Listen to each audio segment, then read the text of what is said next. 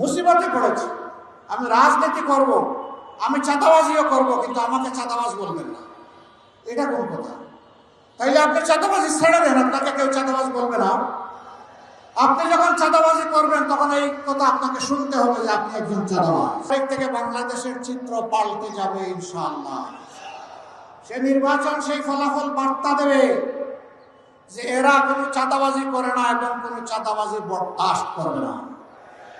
সাথে সাথে 90% চাঁদাবাজের হাত অবশ হয়ে যাবে। বাকি 10% যারা থাকবে ওদেরকে বুঝাবো, বুঝ না মানলে যা করা দরকার তাই করা হয়েছে। কারো মুখের দিকে তাকাবো না। চাঁদাবাজ কার বাবা, কার ভাই, কার সন্তান, চেহারা দেখে চাঁদাবাজের সাথে সেদিন আচরণ করা হবে না। সেই ক্ষেত্রে আমরা হব নির্দয়, নিষ্ঠুর, কঠোর।